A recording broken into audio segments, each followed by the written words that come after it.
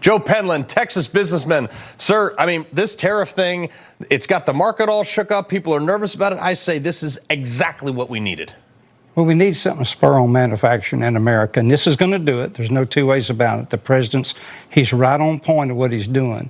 I just want to make sure that he's balancing it, because when he's got all these people committed to spending billions and billions of dollars. Trillions now. Making plants here in this country.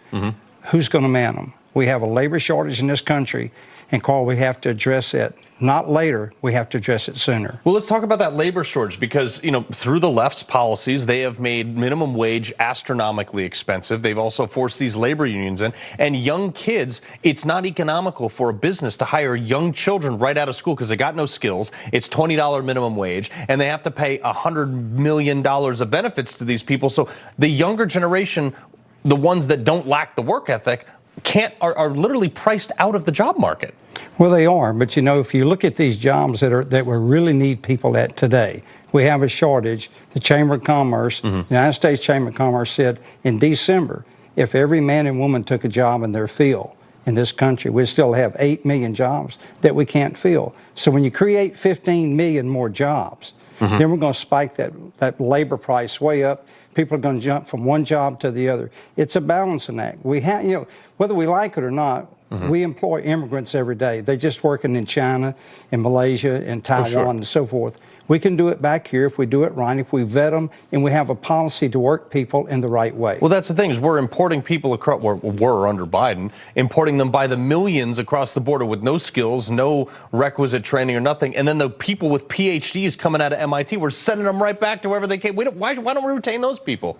Well, you know, the thing about people coming across the border, we did this during the war in 1942. We brought people here when young men went off to war, young ladies went off to war. We had to do that to keep our crops out of the field, keep our factories going. We can have a good policy with a foreign policy. But you know, we can charge a tariff on that labor here. We don't have to just charge a tariff on goods made in another country.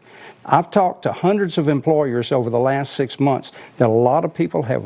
They work a lot of illegal people, unfortunately. We had 4 out of 84. We didn't know it till we had some lawyers vet our books. Right. Okay, I had to turn those people loose. Would I pay $20 a day to get those people that's been with me 19 years back? Yeah. You bet I would. You know, there's only 10 million of them in this country. Right. That'd only be 200 million a day.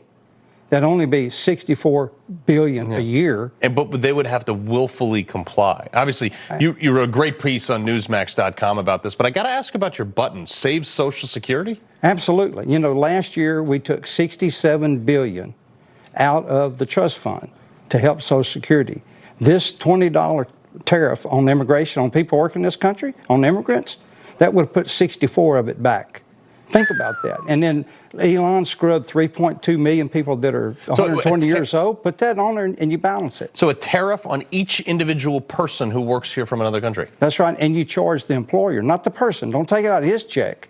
The employer is the one benefiting because he's got people here working. There's a lot of farmers and ranchers in our area. You talk about Port Arthur, the rice fields down there. Yeah. Those farmers down there, they've had people working for them 25, 30 years. Those people have had to leave. They asked, and I went and asked them all, would you pay $20 to get this guy back? Yeah. I said, pay $200.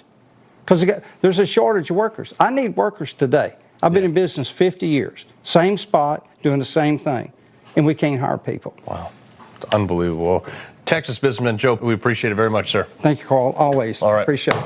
Cool. All right, folks, don't go anywhere. Back in a sec.